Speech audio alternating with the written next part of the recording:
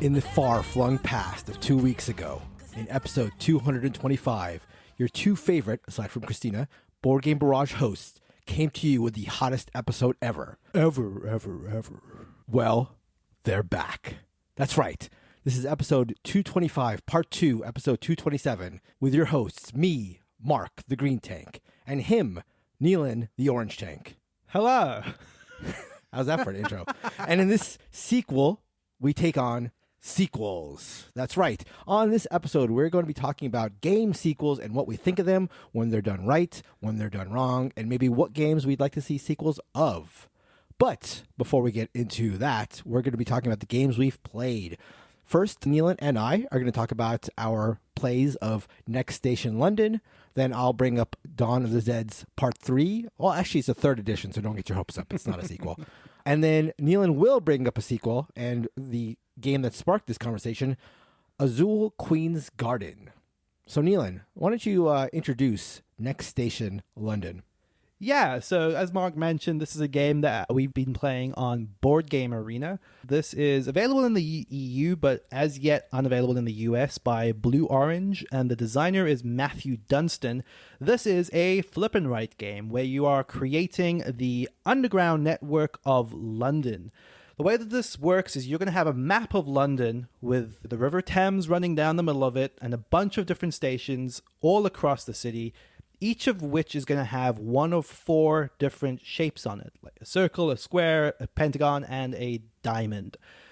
On any given rounds, you're going to flip up a card which will show one of those symbols, and you're going to flip up a card that has one of those symbols, and you're going to have to connect your current line to a station which matches that symbol. Now, what do I mean by your current line? There are 4 different lines that you're going to eventually be drawing across the city, each of them in a different color pencil. At the start of the game, I might have the blue pencil, Mark has the green pencil. So Mark will be drawing his green line, I will be drawing my blue line, and we're going to continue to draw those lines until we've run out of the deck of cards. But this is going to have a variable length to it for any given round because that deck is 10 cards in it, but 5 of them are pink, and the round will end once all 5 of the pink cards have come up. So a round could theoretically be as short as 5 or as long as 10, depending on the order in which the cards come up. What you're trying to do by drawing out these lines is a few things. You're trying to get as many stations in a given district of the city. The city is divided into 13 different districts.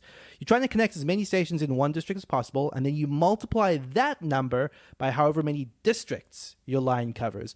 So let's say you're crossing one end of the city to the other across 4 different districts, but in one of those districts, you've managed to connect 5 different stations. Your score for that line is going to be 20. In addition, if ever you cross the river, every single time you cross it, you're going to get 2 additional points.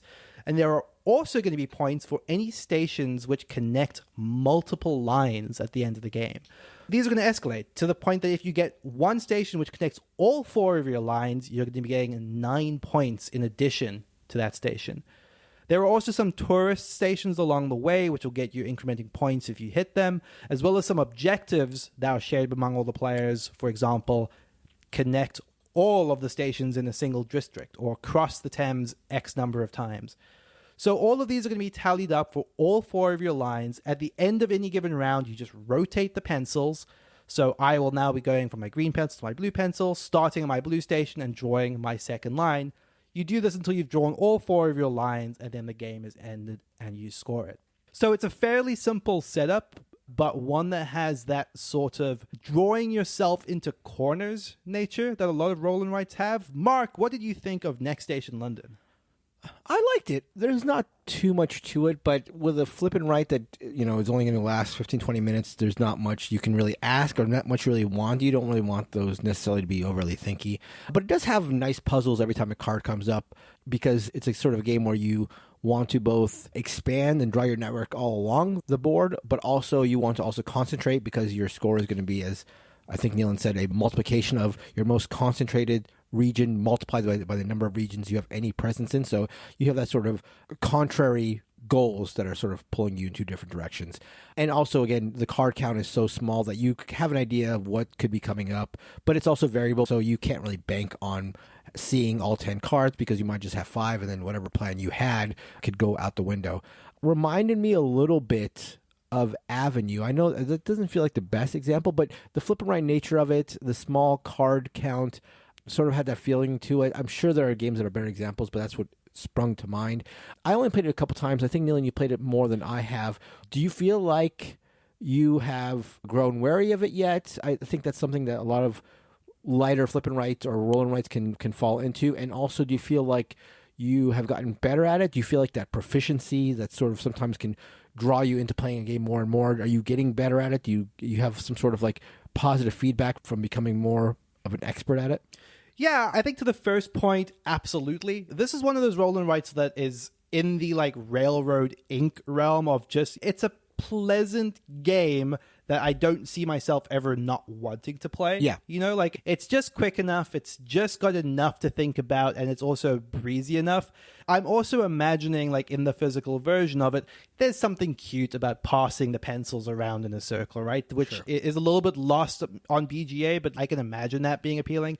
It's also just like a fairly small production. I've seen photos of this box, and it's in that similar realm of Railroad Inc. It's just something you can grab off the shelf and have 4 people doodling maps in any number of time. As for the proficiency level of it, I would say that there are definitely things about the specifics of the scoring nuance. Like you said, you have 2 competing objectives either clustering together or spreading out, but they multiply together to give you your score, which kind of means that you're divided between concentrating in one region, and the single region in the game which has the most stations is right in the middle of the map, which kind of means you can draw yourselves into corners really quickly if you end up having lines that are running afoul of each other, because one of the things you can't do in this is cross any lines unless they're meeting at stations. So you can definitely get yourself into situations where you flip a card and you can't do anything with it and you're just forced to pass, which also means that when you're desperately working towards those objectives, you get yourself into situations you're suddenly just unable to complete them because of a mistake you made earlier, which, I've said this before. This is the thing I love about roll and writes. That's sort of like, I'm going to do this and this is either going to pay off or I'm just going to have messed up my entire game. Those little bets you make with yourself that either work out or they don't. Because the deck is so small, you also get a good sense of like what is still to come, right? Like I know that there are 2 more squares and 1 more circle, and if I get them in this order, it'll work out perfectly. But then they don't come out in that order, and you just feel like an idiot. That's always fun. Yeah, it's a sort of game where I imagine in the physical version you would just have groans around the table as people are like realizing the folly of their earlier moves. Yeah, you introduced me to this game, and there were definitely groans on my side after we played the first time, and you absolutely creamed me. And then I sort of had like an aha moment where I said, okay, I do need to really concentrate on one more, but also spread out. I thought I could get away with just spreading out really well or just concentrating, and you really need to sort of balance it. And even my next couple plays, I still felt like, okay, I'm getting it more, but I'm still not on Neelan's level. So I did like it, and I do find myself, because I feel like a lot of these games, almost after the first or second play, I'm pretty much done. I feel like I've seen what there is, and I think I've seen what there is in this game as well, but it's just light enough, it's just quick enough where even though I know what it has to offer, I want to try it again. I want to get better at it, sort of thing. One more quick thing I will say about it is there's a fun little variant that is also on BGA where every one of the lines, every one of the pencils you're drawing has a special power associated with it that you can use once during the round, which I think just like mixes things up a little bit because those powers get randomized each game. But yeah, not a lot more to say about Next Station London. Worth checking out in Board Game Arena for sure. Pleasant little flip and write. One of them kind of, I feel like I want to track down a copy of it when it gets released in the US. That is Next Station London by Blue Orange. Very cool. All right, in my continuing effort to get into solo gaming, I got a chance to play a game that has been on my radar for a long time, Dawn of the Zeds 3rd edition. So again, this is a 3rd edition, not a part 3, so it doesn't qualify for our sequel talk, by Herman Lutman and Victory Point Games. So right off the bat, a word about Victory Point Games. They've been around for a long time, but aren't the most famous or well-known publisher, I think, out there, because I think primarily of their fairly stripped-down productions. They've often got these pretty plain looking boxes with paper slipcovers, and I don't think they've ever released a game with a mini, not a single mini-ized game. And I think earlier editions of Dawn of the Zeds had a similar look and aesthetic.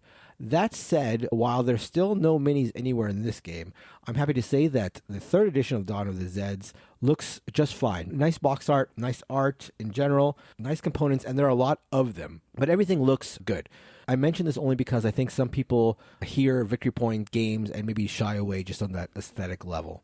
As far as the game itself, Dawn of the Zeds is a tower defense game where you are fighting off zombies, the titular Zeds, and keeping them from overrunning your town of Farmingdale. Right off the bat, how you actually go about doing this varies greatly right at the setup. That's because there are 6 difficulty levels in this game, going from an extremely stripped down level 0 to level 5, which is known as the Director's Cut, and also which, if my limited experience is any indication, must be like an impossible level of difficulty. For what it's worth, I played level 2, Apocalypse. That's right, level 2 of 6 is called Apocalypse. Anyway, you'll have a board in front of you showing 4 roads leading to Farmingdale. You use another board with 5 roads leading to the city in the highest difficulty level, but in most difficulty levels, there are just 4 roads leading to Farmingdale, where you'll put out townsfolk and keep track of your food and the ammo and your infection level. You'll also, of course, be putting out hordes of zombies that start the game on the board, as well as the 4 heroes that you'll use to fight them off. Each of the heroes have some pretty cool asymmetric powers and cool sort of backstories and art, but you only get to pick one of them, with the rest being assigned randomly. This is the first time that I've used the term random in this description, and it will not be the last. I've gone through this quickly, but the setup can be a bit of a bear. There are just lots of chits to organize.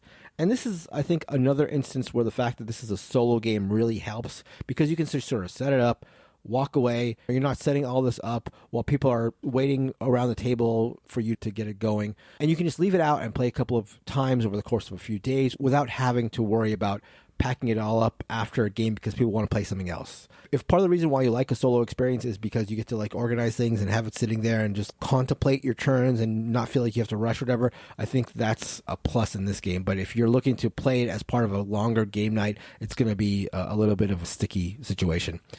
Anyway, back to the game.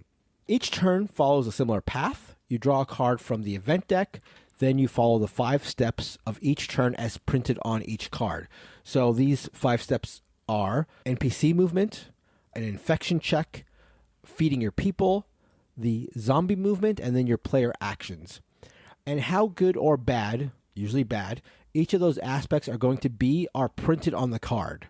So you might draw a card and there might be a lot of NPC movement or a little, or you might have to feed your people a lot or feed them nothing.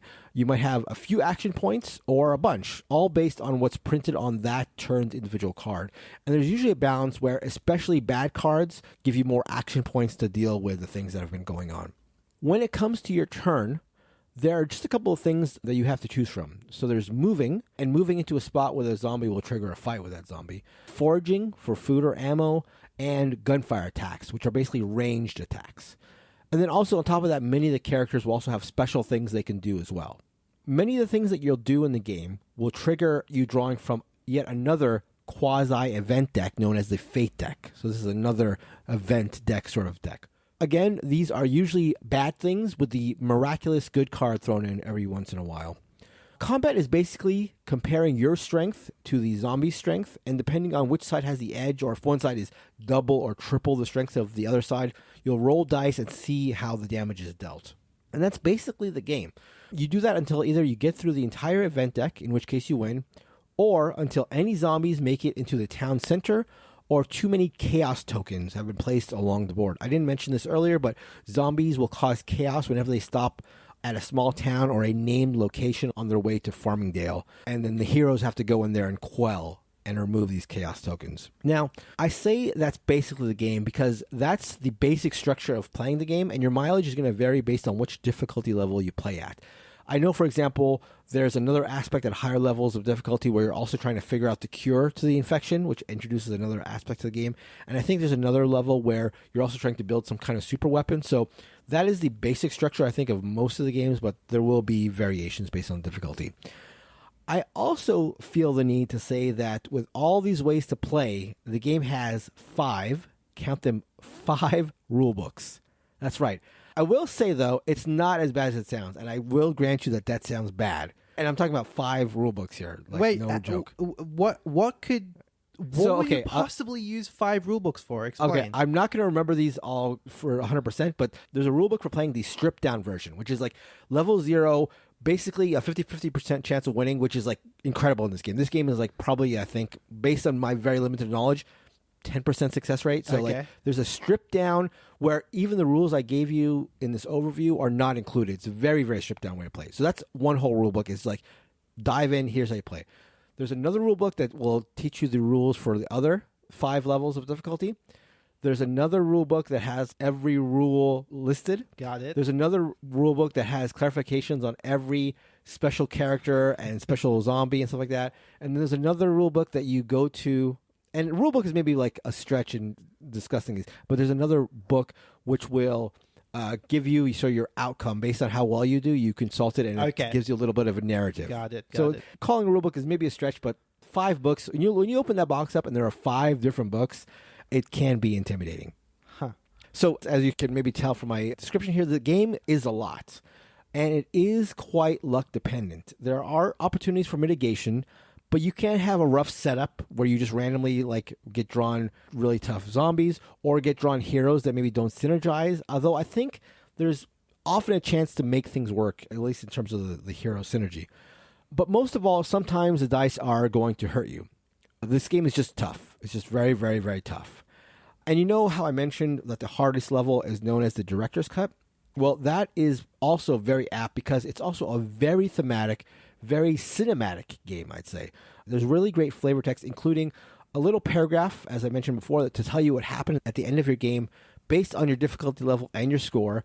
Plus, while the tower defense thing can be a little overdone, as well as the zombie thing, them together does work. It just works for the zombie theme. And while, again, as I said, there are a lot of components, this also works with the cinematic aspect because there are some characters who have special tokens based on their powers, and there are some super zombies that have different special powers that emerge if your infection rate goes up too high. And so that all works together to sort of like, again, tell a story. This is another game that I don't think will be for everyone, and is also, I don't think, my favorite solo game based on my limited experience with solo games. I think, for example, that I prefer the other really nicely produced game from Victory Point Games, Nemo's War, to this. I think that one felt a little less lucky. I'm not sure, but playing this made me want to play Nemo's War again, so I'll probably get on that soon. That said, there is a lot to like about this. If you want a thematic, again, cinematic, solo zombie movie game that's going to be super, super tough, I think that you'll love Dawn of the Zeds.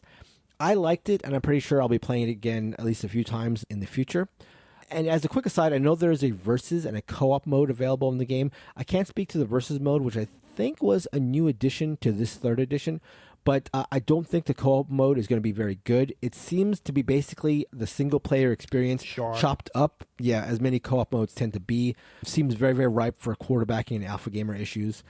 Anyway, that is Dawn of the Zeds, 3rd edition by Herman Luttman and Victory Point Games.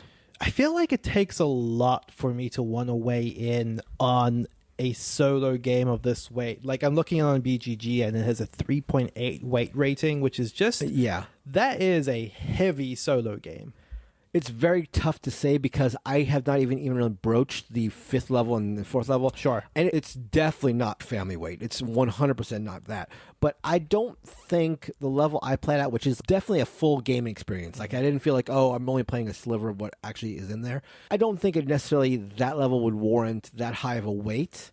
But it's, again, it is not a light game. I would call it probably medium heavy. So if you see that 3.8 and that is the reason why you're going to stay away from it, which I get because a 3.8 would be something that would be maybe intimidating to me as well. I don't think let that be the thing that puts you off, but it's not like a 2. It's not that. I guess, like, now that you mention it, though, like, there is something that is a little bit appealing about, hey, here are 5 different weights to this game, effectively, yet you can work your way up through them, making the game heavier and heavier as you go, versus something like a Mage Knight, where you have no choice but to, like, just throw yourself into the deep end, whether you want to or not. I've heard this game compared to Mage Knight as well. I'm not exactly sure. I've yet to play Mage Knight, and I suspect that the comparison is made mainly for the difficulty of it. But I'm not sure. I do know that a lot of people absolutely do love the game.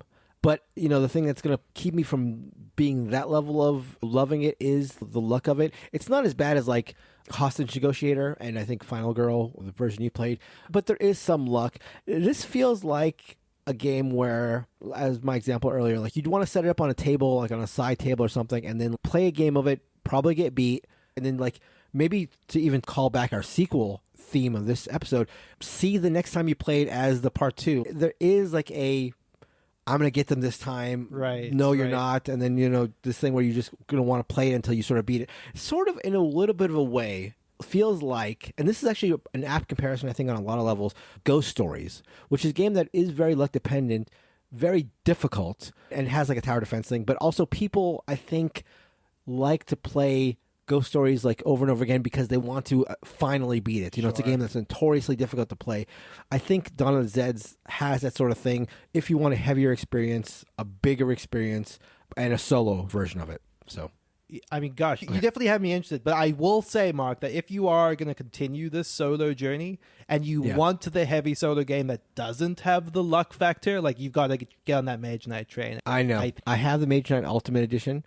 I thought you were going to say Spirit Island, which is another one. That's a weird one because, like, I know people love that solo. I've actually yet to play it solo. Oh, okay. Yeah, because you're effectively just two-handing two spirits in that case. So, it doesn't feel exactly. I would just rather play it with 2 players in that case.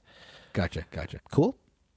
So, I also played Azul, Queen's Garden. And as mentioned, this was the game that inspired this topic because this is one of the most annoying sequels to any franchise I've ever played. And Mark, I'm going to break format a little bit here. I love it. Because I'm going to start rogue, Neelan. With all of the things that annoy Calvin's not around. He can't this. stop you. Know, he can't stop you. You're unleashed. Do it. So you know how in Azul, you have these beautiful square tiles, and you have all these factories that those tiles are laid on, and the whole premise. What is Azul, Mark? It's a game where you pick a factory and you take all the square tiles on that, and then all the rest go to the middle. That's what Azul is. So what if the new version of Azul, you only had one factory at a time? A new factory comes out every turn. What if those tiles, instead of being squares, were hexagons? Okay. You lost me. You have completely lost me at this point. This is the point of the episode where you've completely lost me. This is not Azul. This is... Okay, what if once you get those tiles, you then have to pay to be able to place them onto your board? What? Nothing about this is anything like Azul, except for the fact that it's got plastic bits in a bag that go onto your board. I'm being a little bit flippant because I get it. I get why they would call it Azul, because why wouldn't you name your game after one of the best-selling board games of all time? But every single step of the explanation of this, the running joke was, oh yeah, just like Azul, because nothing in the game was like Azul. It was infuriating. Okay. Oh, this is where I wish this was a video podcast because listeners are missing out on full rage Neelan. Azul, Queen's Garden. I'm going to try explain this to people that have never played Azul before, which, to be fair, is probably to your advantage if you've never played Azul before. Because there are things in this that actually maybe work opposite from Azul. I actually joked throughout that this kind of felt like Mirror Universe Azul. Okay, anyway. Bizarro Azul. Exactly. In Azul Queen's Garden, you have a board of hexes that you are going to be placing multicolored tiles onto. Those tiles come in one of 6 colors and have one of 6 symbols on them in every combination. So every combination of color and symbol exists in this game. Now, this is important. Those symbols correspond to the numbers 1 to 6, which is to say that there's a tree that you can think of as value 1, a bird you can think of as value 2, all the way up to 6. And one thing that's actually quite cute, these symbols all sort of pictographically resemble those numbers in ways that is kind of cute. But we'll get back to that. Ultimately, what you are trying to do to score is create groups of tiles of either the same color or the same symbol. And if you do that, and those groups are of size 3 or larger, you're going to eventually score for every single one of the value of those symbols. So, for example, the symbol for the flowers corresponds to the value 6. Okay, 6 little flowers. You can imagine the symbol on the tiles. If you make a group of these flowers at the end of the game, every single tile in that group is going to score 6 points. But a group cannot have 2 tiles that are exactly the same as each other. Okay. So what that means is you cannot have 2 purple 6s in a group. You'd have to have a purple 6 and a green 6 and a blue 6 in order for that to be a valid group. You can't even join those tiles together if they're going to violate that rule, okay? Similarly, if you just had a big cluster of purple tiles and you had like a purple 1 and a purple 2 and a purple 4, that is going to score 4 plus 2 plus 1 at the end of the game. And even better than that, you could kind of have overlaps of these groups a little bit. So if you imagine that the purple 4 is both feeding one group of a group of 4s and a group of purples, both of those groups will score, which is the ideal way you kind of want to set up your board. And then any tiles that I'm stuck with at the end of the round falls to the floor, right? And count as negative exactly. points? No. Well, actually, no. So I guess to be fair, any tiles that you are stuck with at the end of the game are worth negative points, which you know, gotcha. There's a little bit of that Azul punishment in there. But the way that you're acquiring these tiles is bizarre on its own. And please, stop me at any point when this sounds exactly like the Azul you remember. You're not going to be stopping me. Okay, so... At the start of any round, you have a pile of these hexagonal discs, and there are going to be 4 tiles you take and put them on top. Now, you can pick a color or a symbol, and you'll take all of the tiles of that color or that symbol that have so far come out in the round. But once someone takes a tile from that stack, you then slide that cardboard piece off, and you add another 4 tiles to the pile. So you're gradually getting more and more of like the factories, the little factory equivalents as you go every single round. But similarly to how you can't have them in the same group, you cannot take 2 of the identical tile. So if I decide I'm going to take purple, I could take a purple bird, I could take a purple tree, I can take a purple flower, but if there was another purple flower, I can't take it. Okay. Similarly, if I took all the flowers, I could take all the flowers of different colors and put them onto my storage. But I have very limited storage space, and alternatively, instead of taking a tile, you can place a piece onto your board because you need to empty those out of storage. Right, but in order to do that, you have to pay some of the tiles in your storage. So you're paying tiles that you're not going to use to place in order to place tiles. Exactly. But here's where this gets so devious. Here's where this gets so cruel. In order to place a purple flower, say, if that tile is of value 3, you have to spend 3 tiles in order to place it. But not counting the tile itself. So you have to spend 2 to place it. Right. But the tiles you spend must either be all flowers of different colors or all different colors but flowers. Okay. Right. So you're collecting a bunch of these different tiles, and then you then have to get rid of them in very precise combinations in order just to place them on your board. But the scoring potential is really, really high. But what that kind of means, and if you think about this, in order to even place one of these 6s onto your board, you have to have 5 other different tiles that you've accumulated at some point just to be able to place it. So there is a kind of this high risk, high reward feel to it, which I quite liked, which is that, you know, if you even want to go into the high scoring 6s, you're really going to have to invest it. But if you run out of space and you can't store anything else, you're kind of stuck in a way that's very, very harsh. Gosh, I'm just realizing there's a whole nother level to this, which is instead of like the plastic tiles, there are also cardboard platforms that you can place into your board that kind of expand your play area. Okay. But they also only have storage for 2 of those. So, to summarize all of that. Basically Azul. Basically Azul, exactly. Yeah, on your turn, either take or place. The way that you can take is very restrictive and puzzly. The way that you can place is very restrictive and puzzly. You're building out the places that you can place in order to put groups together, in order to score them. There are only 4 rounds of this game, so you keep going until a certain number of these tiles have come up, and that signals the end of the round. And every round, there are also little scoring things that escalate.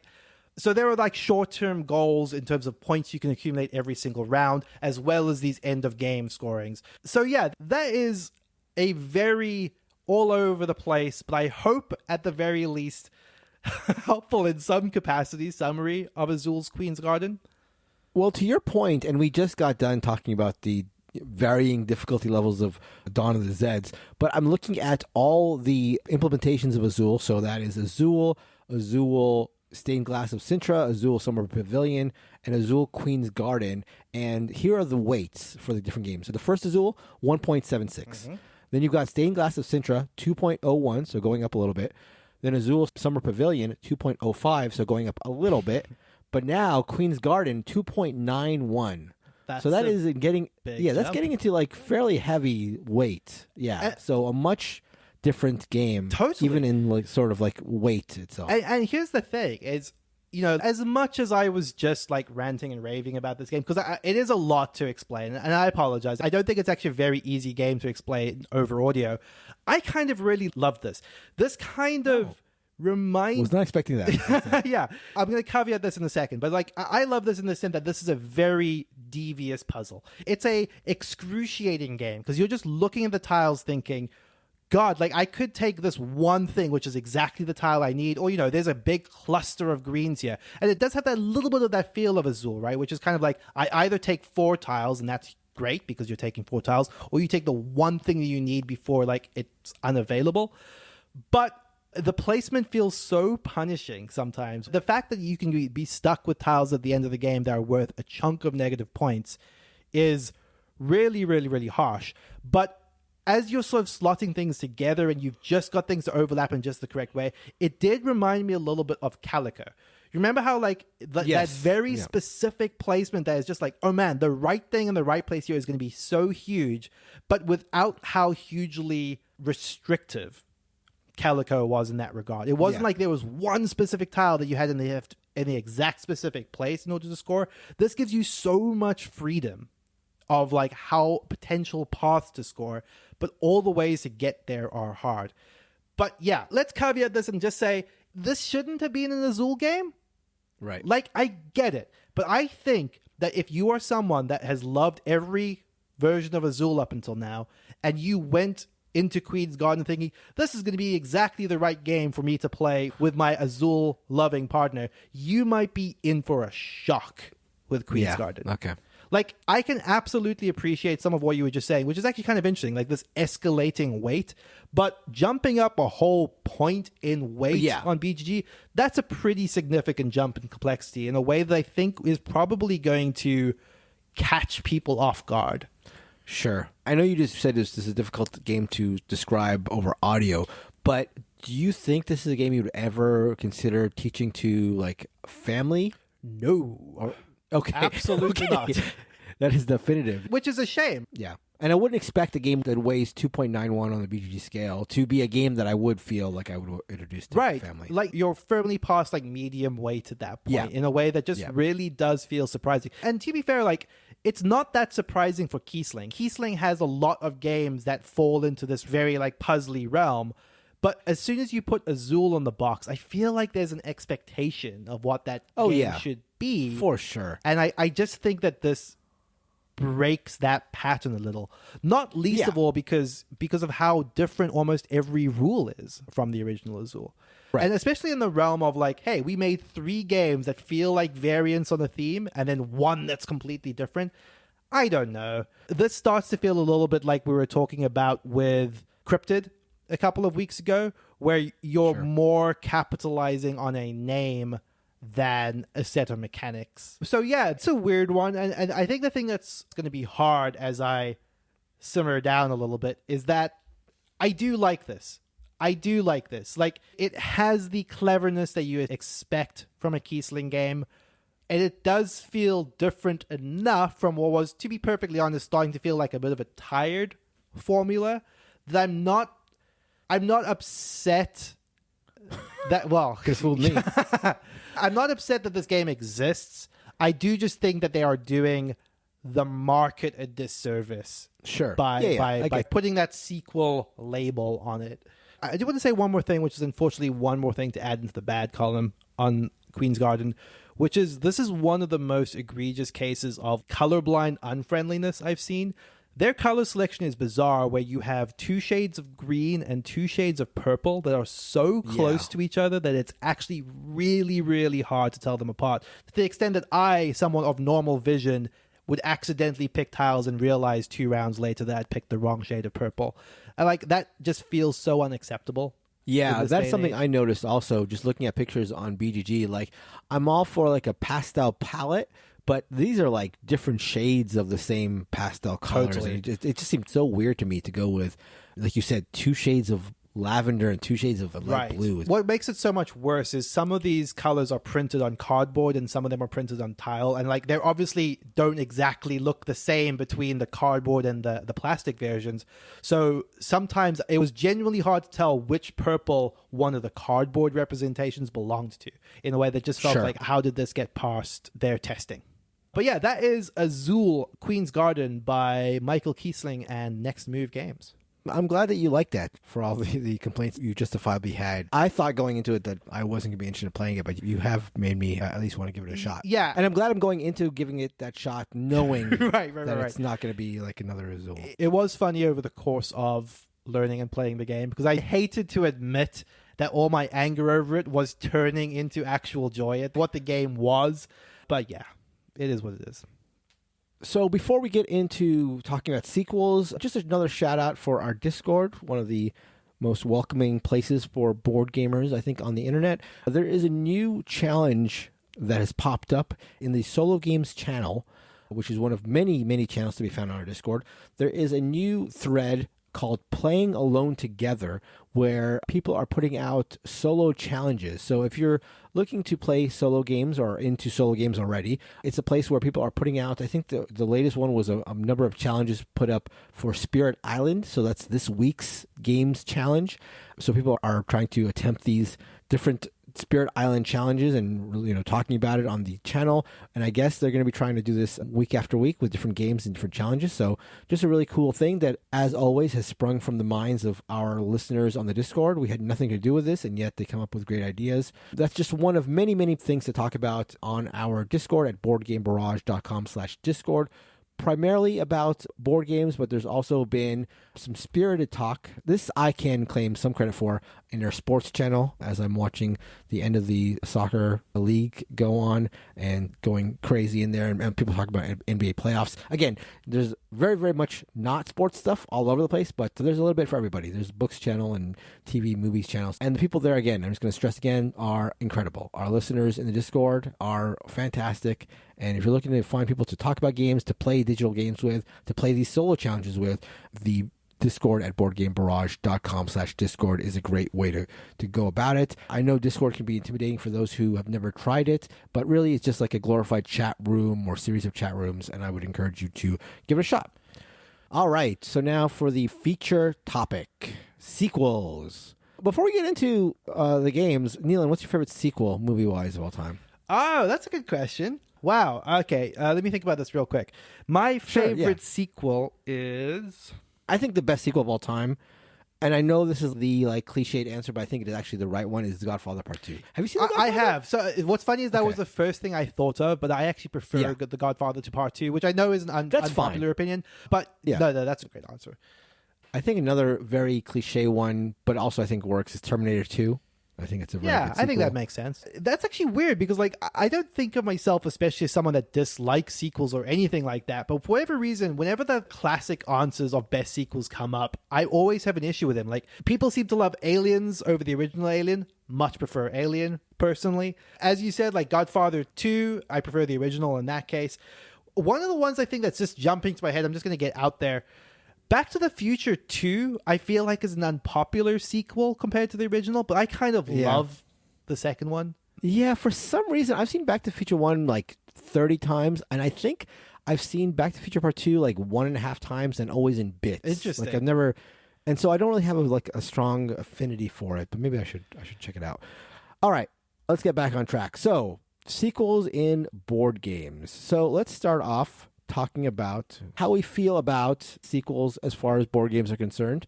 Just in general, what are your general thoughts, Neelan, about games with sequels? I think what's so weird about sequels in the context of board games versus like what we were just talking about with films, right, is that even the way that the industry treats sequels in board games is so diverse, whether it's like a mechanical twist, and this is actually probably something that we're going to have to like wrestle with a little bit, right? Like, is the second edition of A Study in Emerald, is that a sequel to the original? You know, there are rules changes there. It's labeled as a second edition, but you could make the argument it's a sequel. Are games are 99% similar, but then have like one small change, like a map change, something like the variations of Ticket to Ride? Do we count those as sequels? I think getting to the bottom of what we even count here is going to be a discussion in and of itself. But largely, I am for this. I am the sort of person that will always appreciate taking a design and like twisting it in another way just to get something slightly different. And some of my favorite designers, like if you think about the way that Knizia and like Rosenberg work, they wouldn't explicitly call them sequels, but I always think of them as that. Sure. Like if you think of like the Cottage Garden, Spring Meadow, and Indian Summer are like considered this trilogy by Uwe Rosenberg, and there are all these polyomino games that have this one core, which is you're going to acquire these polyominoes and put them on your board, but he twists so much about each of the mechanics in that, the way you acquire the tiles, the way that they score, that they actually feel extremely different from each other. You can see the common core of what inspired the trilogy, but there are just enough cool shifts that you do feel like this through line from one to the other. Definitely. You know, that feels substantially different from, like, say, any other polyomino game. Like, I would not consider a Feast for Odin in the same vein as that, despite, you know, sharing the polyomino mechanic. Yeah, it's interesting what you're talking about, like the different ways that you have sequelization in board games. As you said, there is what I would call like the edition sequelization, where, as you mentioned, like Dawn of the Zeds 3rd edition is basically, from what I understand, just the same game just being iterated upon very, very closely, with some rule changes and some parts being like added on and tweaked a little bit. And then there is the, as you sort of mentioned here, like the family game. Even there, you get like the Azul thing, which seems to be sort of like family in name only, versus this puzzle trilogy, as it's known as, with the Cottage Garden Indian Summer, where there does seem to be more of a through line. And then there's the sequels that just feel like attaching a name, sort of like, as you mentioned, with the Azul thing, but I can think of other examples where it's just the name, but really very little else. And then there are games that feel like full iterations and do feel like they warrant their part twos or whatever of the original. I can't help but be like reminded of something like the difference between like, okay, we're going to build this film trilogy as a trilogy, and like that feels like what Uwe's goal was with that family, right? He said to himself, I want to make 3 different games that are like following in this theme, versus the Fast and the Furiouses of the world, which is how I now envision Azul, where you get to part 4 and you're like, this is nothing like part 1, but we don't care, we're just going to keep playing it because it's called Azul. Right. And on one hand, there is like sort of like a cynical view of doing it the first way, because you're thinking like, okay, maybe I'm just going to parcel a little bit for this one and a little bit for this one, a little bit for this one, but they do feel of a piece and they do feel like there is a through line. Whereas the other one, it's like with Azul, like the first one was so successful that you're like, okay, we've got to do something that's like with this name on it that feels a little bit like it, just to take advantage of the name recognition. So speaking of these, let's talk about some of our best and worst examples of sequelization. I'm going to jump out with the one that is my bread and butter answer for worst sequelization. And we've talked about this a number of times on the show, but Marco Polo 2. I loved Marco Polo. And I was really excited about Marco Polo 2 because it just feels like a theme and a game design that is just like rife for adding more to it, because it was just, Marco Polo 1 is such a crazy game in terms of like the player powers and just how tight it felt and all this stuff. And then Marco Polo 2 comes out and I'm really excited for it, and it just completely lands with a thud. And I don't even think the game, if it didn't have the name Marco Polo 2, if it was just like a midweight Euro, I think I would be okay with it. I think I'd be like it just fine. But it just felt so plain and so not like what Marco Polo was that, and again, I mentioned this on the show, that it has a 100% detracted from how I feel about the original Marco Polo. For some reason, since Marco Polo 2 came out and since I played it, I just don't even want to play Marco Polo 1. And it's just so crazy because if I treated them as 2 different games that had nothing to do with each other, I feel like I'd be more inclined to play the original Marco Polo. But Marco Polo 2 has dragged down the original for me. That's a funny one for me because actually, unlike the stuff that we were just saying about, say, Queen's Garden, Marco Polo 2, you can see the shared DNA. Like, it's Sure, 80% the same game, actually. But I think that the problem that you and I both have with Marco Polo 2 is everything that they changed is ripping out the things that we liked about the original. 100%. Like, Marco Polo 1 ending much sooner than you think it's going to doesn't feel that way at all in Marco Polo 2. Like, it kind of feels like Marco Polo 2 goes on a little bit too long in some regards. Yes, agreed, 100%. And that just feels like, okay, you took maybe the best thing about this and you yanked it out. You like lost the soul of it completely. Yeah, agreed. So that's aggravating. One of my favorite examples of this, and I think that one of the things that's worth bearing in mind here is I played the sequel before the original, but Brass Birmingham versus Brass Lancashire is in a very similar way to Marco Polo. They are largely the same game, but they change pretty substantially in feel. Now, when I played Lancashire, I was very surprised by sort of how harsh and kind of restrictive it was, in a way that as someone that was used to Birmingham at that point, I kind of was thrown aback by, where I was like, okay, your ability to place infrastructure on this board is so much more tight, so much more restricted than some of the openness and the freeformness that Birmingham allows for. And I don't think that one is worse or better than the other in that. In fact, it's very hard for me to actually, honest to God, decide which of the two I prefer, but they actually feel like they are catering to different niches. Like, the Birmingham very much sets upon the goal of like taking the original core and almost altering it in subtle ways that it feels very much like the same thing, but it also feels like it opens it out to a new audience in a way that, you know, it was very much the intention, right? Like, it, for lack of a better word, purifies Lancashire in that it feels like a little bit more forgiving in a way that I really appreciate it. Like, in some ways, that almost feels to me like the ideal way to iterate on a game in a way that's also very, very different from, for example, how we were talking about the way that we talk about how designers like Uwe and Knizia will iterate on similar mechanics that they've done before. Right. And I think sort of the other aspect, whereas with Knizia, for example, where his original design is one thing, and then he sort of like takes the essence of it and makes it to another design, sort of like strips out the soul and makes the sequel the soul of the game, sort of as a reverse of Marco Polo, where they stripped out the soul and threw it away. With Knizia, he often strips out the soul, and that is the next design. The next iteration is sort of like the stripped down version in a positive aspect. A sequel that I enjoy, which is basically the first edition with more stuff bolted onto it, but I think in a good way, is Glenmore 2. Glenmore 2 shares a lot of DNA with the original Glenmore. Very, very similar. But with Glenmore 2, they have this Chronicles system, which is, I guess, another word for, you know, sort of legacy or campaign. But you don't need to go through the entire thing, and I don't think it's necessarily meant to be played through one chronicle after the other, but just a number of different modules that you can add, for lack of a better term, to affect the original game. And even Glenmore 2 base itself adds a lot of stuff to the original Glenmore game without feeling bloated. It feels like more without feeling bloated. And they've also used this part 2 as a chance to really, really pump up the production values. Glenmore 1 is a fantastic game, but it's very, very simple in terms of the aesthetics and the look. It's just like cardboard chits and boards and stuff like that. Whereas Glenmore 2 is just like a 10 out of 10 in terms of production and the way it's put together. So that's another thing that part 2s can do, can sort of like give you a chance to, in addition to tweaking or changing the game, also for a game that has proven itself as, you know, very popular, a big seller, or just, you know, much loved, a chance to upgrade the aesthetics and that sort of production value. I'm also thinking of, in this case, Empires of the Void 2, which is a Ryan Lockett game, and probably my favorite of the Lockett games, where Empires of the Void 2 made some changes to the rules, but also increased the production value quite a bit and just made for a more appealing package.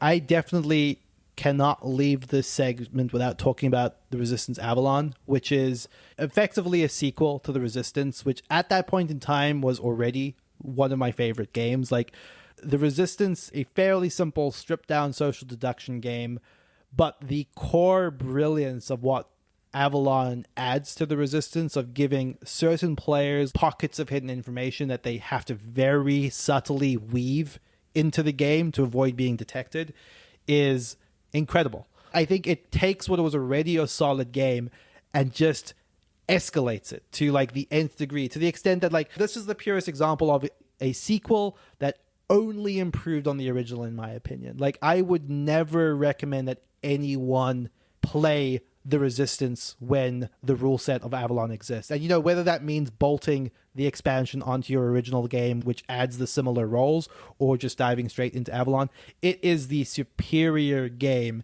in every way to me. And then just one more shout out for the Azulification of a game. I'm thinking of Seven Wonders here, where you had Seven Wonders and Seven Wonders Duel, which was a sequel, quote unquote, although it doesn't share too much with the original. Well, I guess it shares some. It has the civilization theme, but it makes it a two-player game. Well, but I think what's actually interesting there is one of the things that's interesting about Duel is that on the surface it doesn't seem that similar, but it's effectively a drafting game just in different clothing, right? It does share enough that I get it.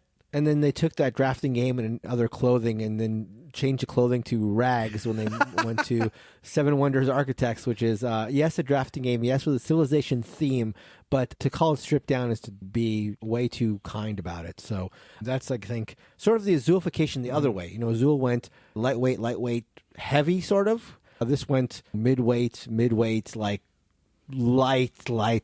whereas you're almost not even making decisions.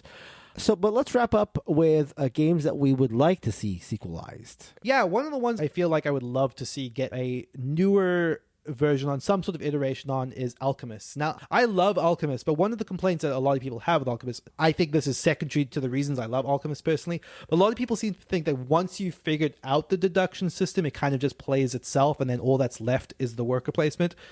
I think that is understating how good the worker placement is in Alchemists, but I would love to see another spin on this game that changes out the deduction system for something different. I think what was interesting about Alchemists at the time is the way that it utilizes its app is really, really clever, but then you look at other deduction games like The Search for Planet X, and the way that it utilizes its app is brilliant. I do think there's a world where you could take a sequel to The Alchemists, change out the system of deduction in a way that just feels fresh and interesting while preserving that tight worker placement game.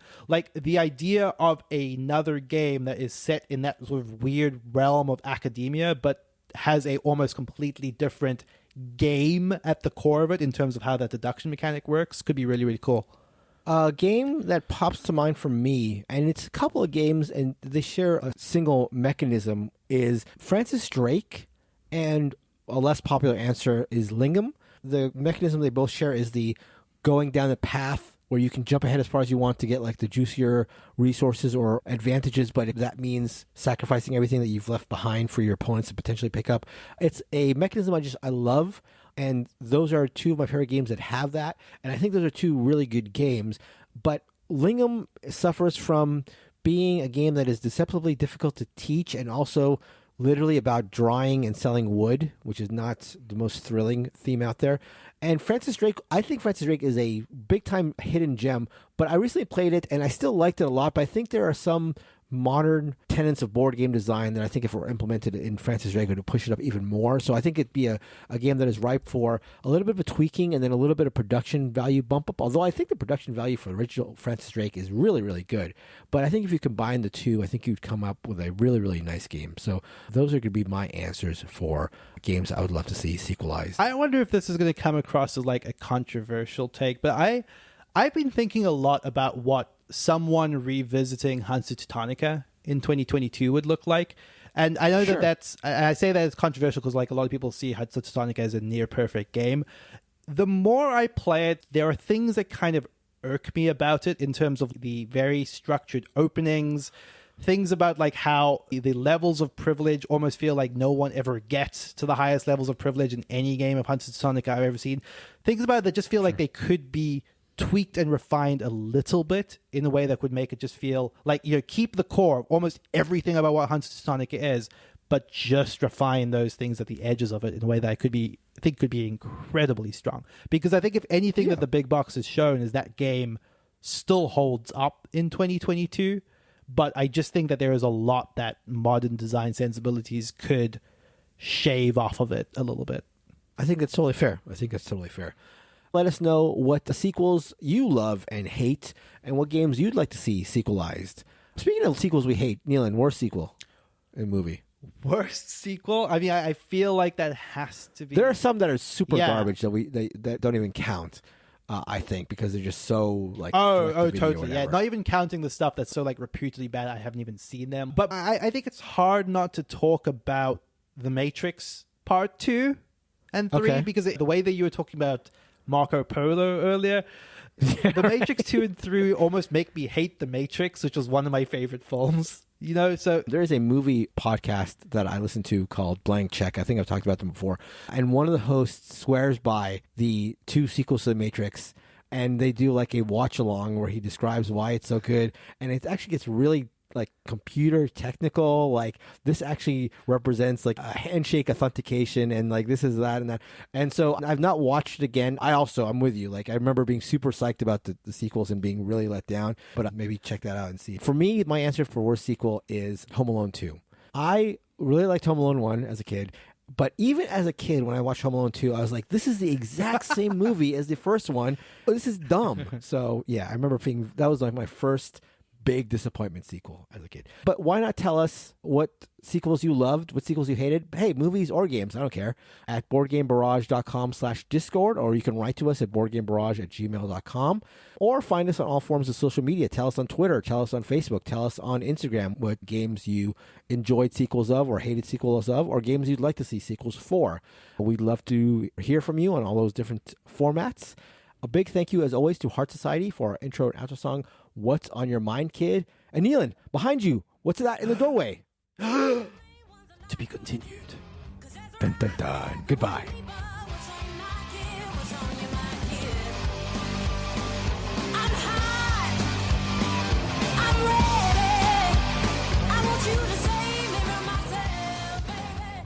this is not Azul. This is okay. Yeah, sorry. I'm going to say that again. Okay. Great so far, by the way. Love Thank this. you. I absolutely love this. What if once you get those tiles, you then have to pay to be able to place them onto your board? What? Nothing about this is anything like Azul, except so you're gradually getting more and more of like the factories, the little factory equivalents as you go every single round. But you can never take... Oh God, this is so hard to explain. It's so bizarre. But you can never take... Society for our intro and outro song, What's on Your Mind, Kid? And Neelan, behind you, what's that in the doorway? To be continued. To be... I'm sorry. Say it again. Say it again. You say it. What were you going to say?